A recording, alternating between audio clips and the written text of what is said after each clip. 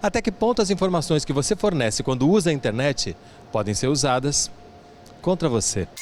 Privacidade na era da internet é o tema da Universidade que está começando agora.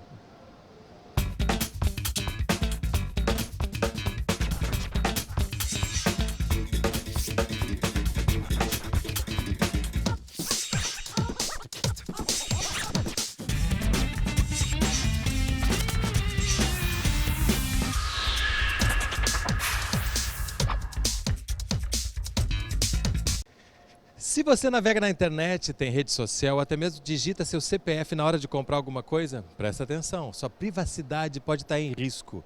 Mas, Priscila, o que será que a gente quer dizer em tempos de internet quando fala a palavra privacidade? Eu diria que o conceito de privacidade, Renato, ele foi ampliado com a internet, com as redes sociais, né?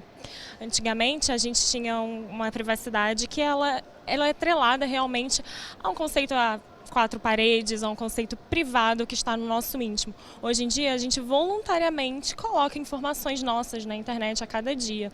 E essas informações, elas são colocadas cotidianamente. Não há limite na internet, não tem limite de quantas informações eu posso colocar na internet. E por isso eu não seleciono as lembranças e tudo aquilo que eu quero compartilhar, né? As fotos que eu coloco sobre qualquer coisa o tempo todo, se tornando um diário ou uma espécie de uma autobiografia digital. Quais são os problemas disso, né? A privacidade ela se torna mais ampla e os desafios de protegê-la também mais complicados. Então quer dizer que falar em privacidade, quando a internet já está tão disseminada, é uma coisa complicada, né? Complicado, né? Principalmente porque internet e privacidade são coisas opostas. É impossível se ter hoje privacidade na internet. Por mais que você tenha cuidado com seus dados pessoais, o que você não fornece pode ser inferido sobre você através do seu ciclo de amigos, amizades, coisas que você curte, coisas que você interage. Então hoje as redes sociais e os mecanismos de busca sabem mais sobre você do que você mesmo. Porque tudo, qualquer movimento pode virar um dado? Qualquer movimento, não só movimento, mas como comportamento, né, pode ser transformado em dado, e esse dado, inclusive, tem um valor financeiro atrelado a ele. Grandes corporações têm total interesse nesses dados, nessas informações, para entender hábitos e costumes de sociedades, né, para poder, através disso, oferecer serviços, oferecer produtos, né? E isso é realmente algo que tem hoje sido, inclusive, combatido por determinados grupos, né, cyberativistas, né, que lutam pela liberdade na internet e outras coisas por aí. Um conceito interessante é que os dados hoje são o petróleo do passado, os dados são o petróleo do futuro, porque tudo que você passa com o seu mouse, tudo que você pesquisa numa rede social, numa loja, num site de compra, aquilo vira um dado, uma informação do que você precisa, e aquilo vai sendo bombado e minado na sua tela o tempo todo. Então você faz uma pesquisa de preço de um produto, pode ter certeza que durante semanas aqueles produtos de outras empresas, de concorrentes, vão aparecer na sua tela. E esses dados, essas informações têm que ser protegidas, porque se eu quero fazer uma pergunta, se eu quero fazer uma consulta, às vezes por um medicamento restrito, porque eu tenho alguma doença grave, ninguém precisa saber disso. Nenhuma empresa, nenhuma indústria farmacêutica deve saber disso. Onde vão parar esses dados? Como é que a gente pode entender, já que tudo é virtual, como é que isso funciona em termos de movimentação? Bom, os dados eles são coletados ou por entidades privadas ou pelo próprio governo e normalmente eles são coletados e tratados e, como o nosso amigo bem falou, eles são utilizados para diversas coisas, para montar esses perfis e comportamentos. Aonde eles ficam armazenados fisicamente, teoricamente num servidor, mas em bancos de dados, e teoricamente eles teriam que ser anonimizados para garantir a privacidade. Por isso que a Lei Geral de Proteção de Dados Pessoais é muito importante, que ela foi recentemente promulgada, mas ela vai entrar em vigor em fevereiro de 2020, daqui a 18 meses, e ela é importante justamente porque ela garante um maior controle dos cidadãos dos seus dados pessoais, e isso vai garantir que eles possam exercer alguns direitos, e isso vai garantir que a gente fique protegido e saiba exatamente onde eles estão armazenados. Porque até então, antes ainda do vigor dessa lei, a gente não sabe muito bem onde vão parar as coisas que a gente posta coisas que talvez não devesse postar. Isso tudo faz parte de uma conscientização que ainda precisa amadurecer, digamos, no usuário de internet brasileiro? Sim, é um conjunto de coisas, né? Acredito que tanto uma melhor educação do usuário e também uma proteção, um reforço do direito. Esse reforço ele já existia na Europeia, né? Na União Europeia, com uma Lei Geral de Proteção de Dados que se chama GDPR, né? Mais conhecida mundialmente como GDPR. E ela se destina àquelas empresas que atuam nesse setor econômico da União Europeia. Mas agora, felizmente, já temos uma Lei Geral de Proteção de Dados brasileira, que ela vai entrar em vigor em 2019, agora no início do ano, e ela também vai proteger o usuário exatamente em como vai determinar os direitos que o usuário tem, né, com relação ao seu comportamento na rede. Dentre os direitos eu posso citar, por exemplo, o direito de acesso à informação de quais dados estão sendo coletados. Então, por exemplo, você pode chegar e pedir para o Facebook e dizer quais dados meus você já coletou, quais são esses dados, eu quero o histórico desses dados. Você pode fazer uma retificação desses dados, você pode pedir o cancelamento. E você pode reportar quaisquer problemas que você tenha com relação à plataforma a uma agência nacional, por exemplo. Antes da gente falar mais sobre a lei, vamos entender o que pode ser feito com os dados. Existe algum, por exemplo, golpe já conhecido que se utiliza desses dados coletados que você nem sabe já estão servindo para colocar você como isca? Existem. Se você já acha que é invasivo as empresas terem seus dados pessoais, você imagina quando cai na mão de cybercriminosos. Seja porque você mesmo publica em redes sociais ou por causa de um grande vazamento de uma invasão em uma empresa. Só esse ano, para você ter uma ideia, nós tivemos mais de 1 bilhão de dados vazados, seja por invasões de cybercriminosos, seja por funcionários descontentes com a empresa, ou simplesmente porque eles estavam abertos na internet.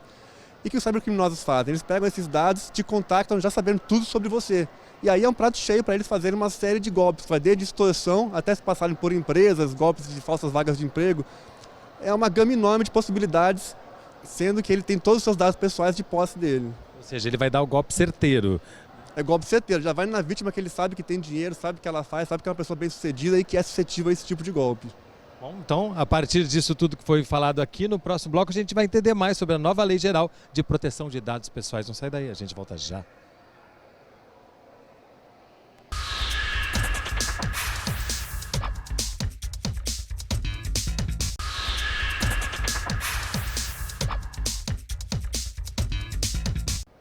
O Unidiversidade está de volta na Caixa Cultural do Rio de Janeiro falando sobre a privacidade na era da internet.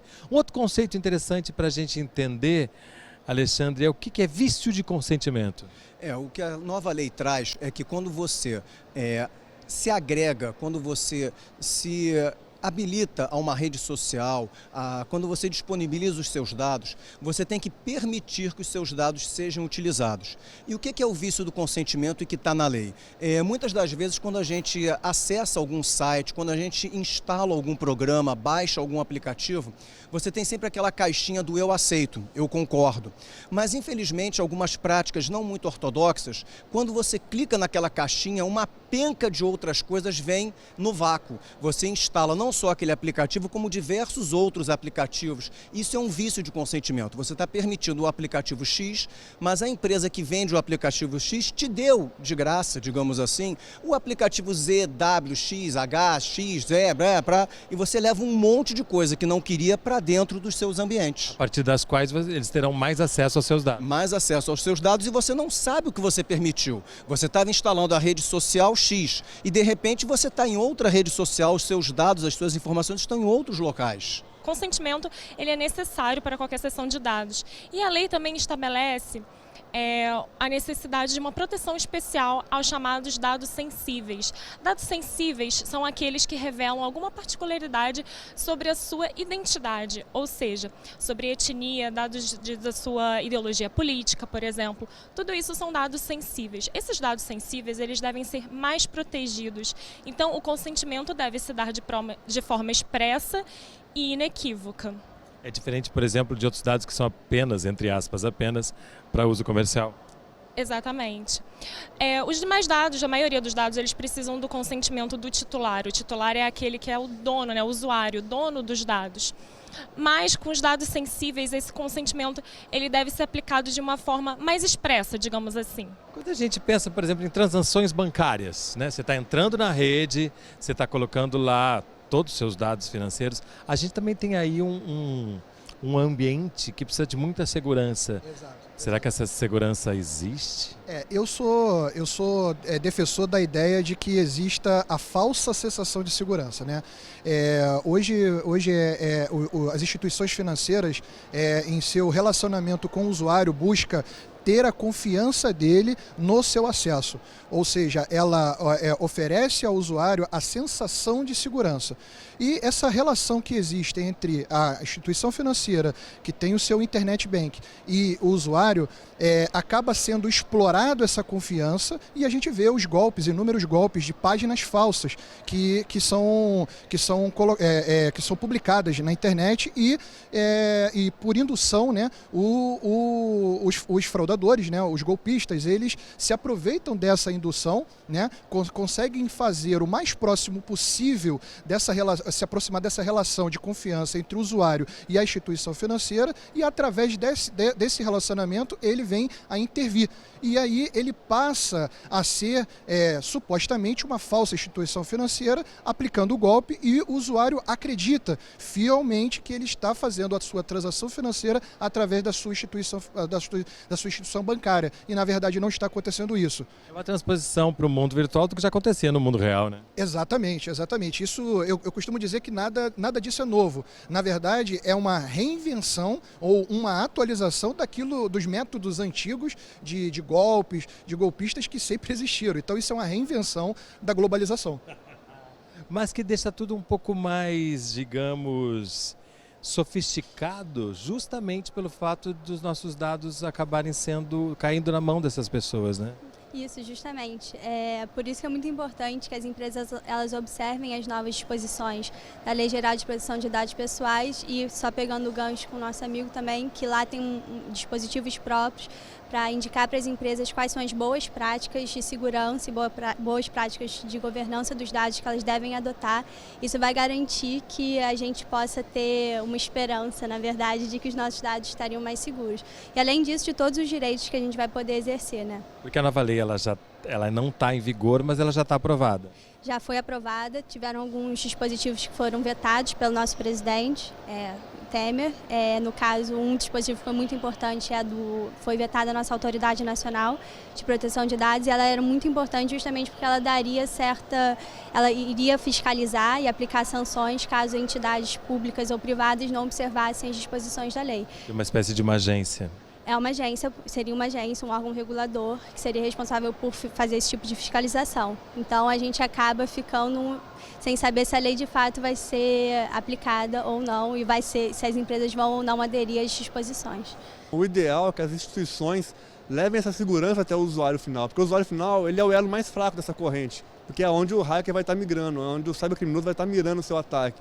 Porque é muito mais fácil ele comprometer um usuário final do que comprometer uma grande instituição financeira, que investe milhões em segurança. E quando a gente fala em Lei Geral de Proteção dos Dados, ela chegou em um ótimo momento, porque o brasileiro ele é a população que menos se preocupa com privacidade, com os dados pessoais. E ele acaba muitas vezes fornecendo esses dados por vontade própria. Ele vai viajar, ele põe numa rede social, ele ganhou um aumento, ele põe na rede social, comprou um carro, põe na rede social. Então é um prato cheio para golpe. É muito fácil aplicar um golpe no brasileiro que não se protege, porque ele não tem aquela relação de segurança com dados pessoais. Então ele precisa que as instituições, que a legislação ajude ele a ter essa conscientização e a se proteger de cyberataques. Interessante isso, né? Isso ser uma característica do brasileiro. Se a gente tem mais ou menos ideia do porquê, como é que isso... Porque o brasileiro ele é um povo muito amigável, ele gosta de socializar, e muitas vezes ele extrapola os limites da vida física e vai e leva isso para as redes sociais, para a internet. E o cybercriminoso ele é muito oportunista, ele vê nisso um prato cheio para aplicar golpes, porque ali ele tem todos os dados sobre você, ele sabe tudo sobre você, inclusive como utilizar esses golpes contra você. Então muitas vezes a gente se preocupa com a drogaria que pega o nosso CPF, que também estão errados, mas o verdadeiro perigo que está ali ameaçando a gente é o cybercriminoso, que também está de posse desses mesmos dados e vai utilizar aquilo para aplicar estelionato em você. Ou seja, mesmo você se preocupando, se precavendo com todas as possibilidades de ter um mínimo de privacidade, você está sempre correndo risco. Sim, o risco é sempre imediato e real. Por mais que você tente se proteger e se resguardar, existem diversos tipos de crimes, diversos tipos de fraude que tentam invadir as suas redes sociais, os seus dados, dados bancários. Então o usuário ele tem que tomar um cuidado ímpar no que ele divulga, no que ele confunde até mesmo com informação. Muitas pessoas acabam transformando, e isso a gente chama de evasão de dados, transforma a sua vida privada numa vida pública. Eu estou em tal lugar, eu faço isso, eu faço aquilo, e para o criminoso isso é um prato cheio. É que muitas vezes as pessoas fazem isso achando que só quem vai ter acesso são aquelas pessoas ali do seu círculo de amigos. Do seu pequeno grupo. Eu costumo falar, até a nível de brincadeira, quando eu dou aula, eu evito entrar ao máximo em rede social, porque eu me sinto mal. Eu sinto uma pessoa horrível, porque todo mundo em rede social viaja, todo mundo em rede social está rindo, todo mundo em rede social está em restaurante, e eu não estou. Então eu me sinto deprimido, eu evito ao máximo, porque infelizmente o que a pessoa faz, aí vamos usar aquela gíria de tirar onda, ela está fornecendo informações, e aquele criminoso, e a gente tem diversos casos de crimes de internet nesse sentido. As pessoas que ficam vendo aonde você frequenta, que horário você está, aonde o seu filho estuda, aonde você trabalha, e isso para um golpe, para o golpista, para o estelionatário, isso é um prato cheio.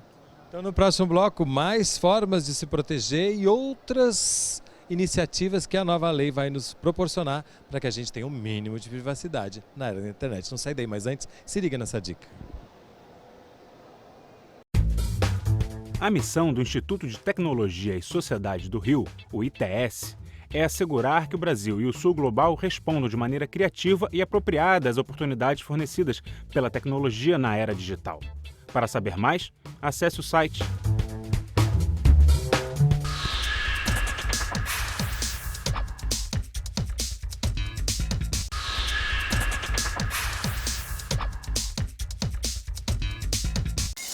A Unidiversidade está de volta na Caixa Cultural, no Rio de Janeiro, falando sobre privacidade na era da internet.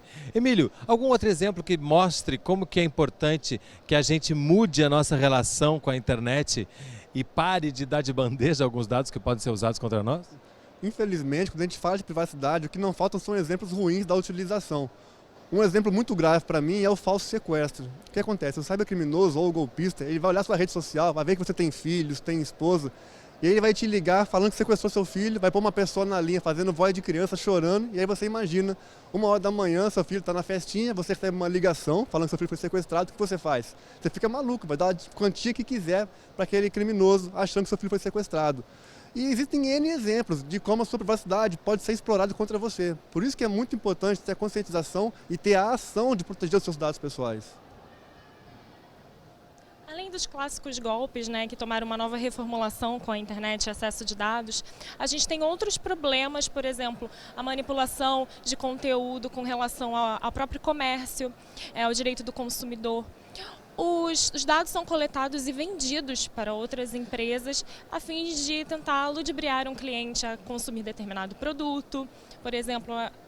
Então vão conduzindo os nossos desejos, né?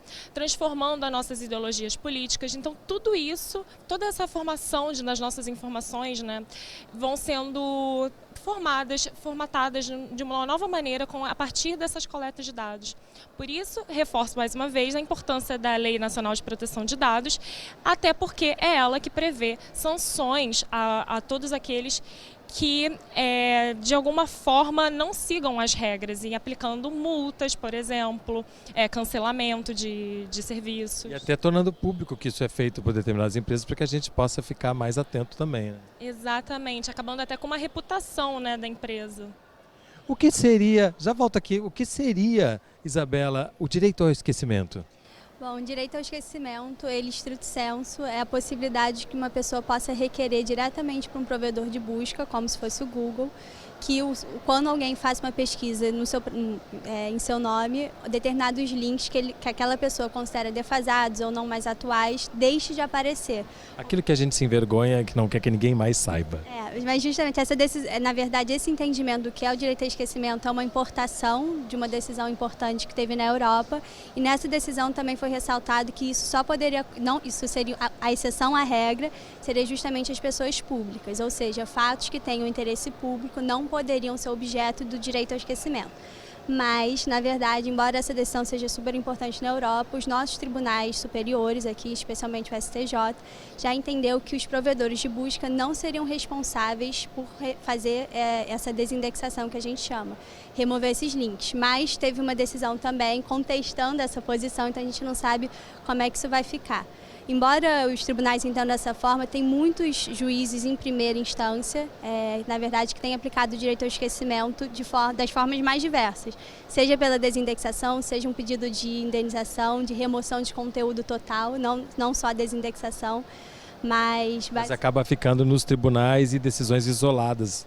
Pois é, não tem uma uniformidade exatamente do que é o direito ao esquecimento, mas, estrito senso, a gente pode dizer que é a desindexação.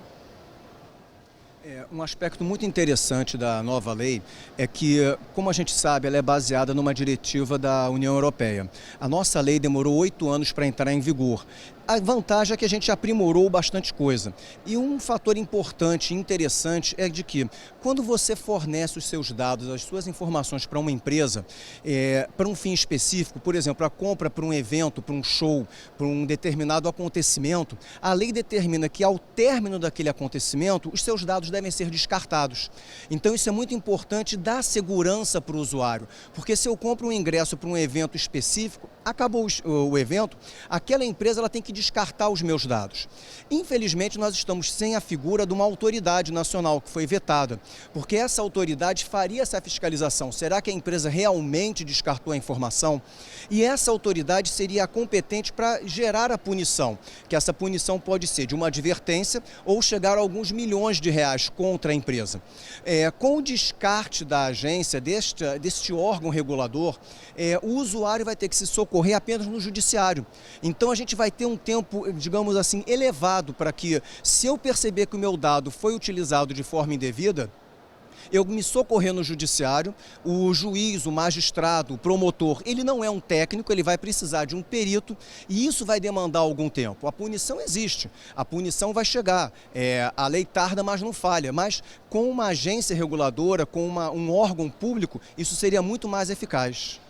Como é que a gente, depois de tudo isso, da percepção de quem ainda não tinha, de que tudo que você coloca na rede pode ser usado contra você, a gente pode se proteger de alguma forma ou até não se expor tanto voluntariamente?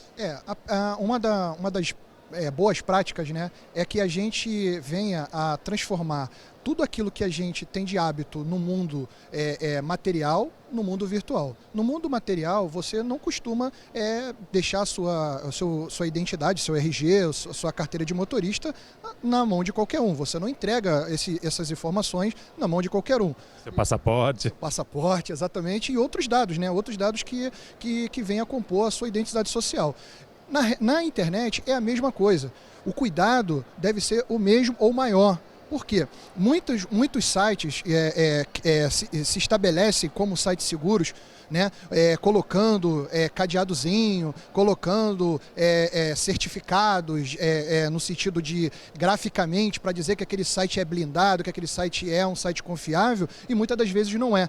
O que tem que se valer é simplesmente uma pesquisa anterior a você fazer qualquer tipo de transação em site de e-commerce. Buscar na própria internet, nos mecanismos de busca, saber a reputação daquele site onde você vai fazer aquela transação e sempre questionar se aqueles dados que eles estão solicitando é necessário para que você possa estabelecer essa relação de consumo com ele ou não. Muitos dos sites exigem informações, mas essas informações são opcionais.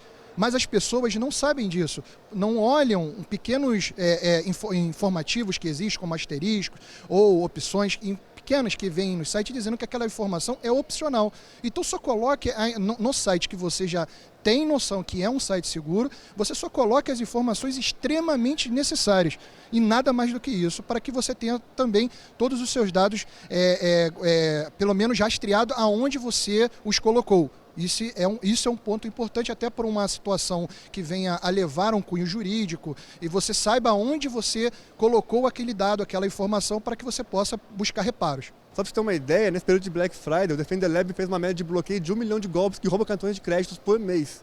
Isso não é 1, não é 10, são 1 milhão. Então é muita gente sendo alvo de cybercriminoso.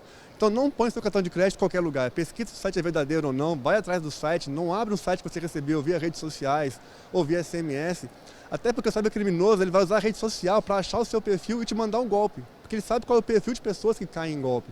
Então tem que se precaver, tem que investigar, procura na internet se o site é legítimo ou não fornece seus dados, tem que tomar muito cuidado. Aí, como ele falou, é como se fosse no mundo real. Eu não passo meu passaporte, meu CPF para qualquer um na rua, só para quem eu conheço e para quem eu confio. Uma recomendação também muito importante é que as pessoas elas façam utilização de senhas fortes, tá? Com complexidade. Como é que é composta uma senha de alta complexidade? Ela deve possuir pelo menos mais do que 8 caracteres, mesclando entre números, letras, tá? O tamanho da forma, minúscula, maiúscula, e caracteres especiais. Com isso, ela dificulta qualquer ação para obter essa senha. Quer dizer que aquele método de usar sempre a mesma senha para tudo é uma roubada. 1, 2, 3, 4, 5, 6 realmente facilita a vida dos golpistas. Ou então usar sempre a mesma senha para todos os lugares. Ou então usar sempre a mesma senha para poder facilitar a sua vida. Existem hoje diversas maneiras, através de aplicativos, softwares, que você pode fazer uso de maneira pessoal e intransferível de guarda-senha, onde você pode guardar a senha de maneira criptografada e segura, sem muita complexidade, o que facilita a vida do usuário. E chega ao fim mais um Unidiversidade, um programa do Canal Saúde, da Fundação Oswaldo Cruz. Se você quiser entrar em contato conosco, nosso endereço eletrônico é canalsaude.fiocruz.br. E eu quero agradecer a Isabela, Priscila, Emílio, Tiago e Alexandre por mais um Unidiversidade que vocês fizeram.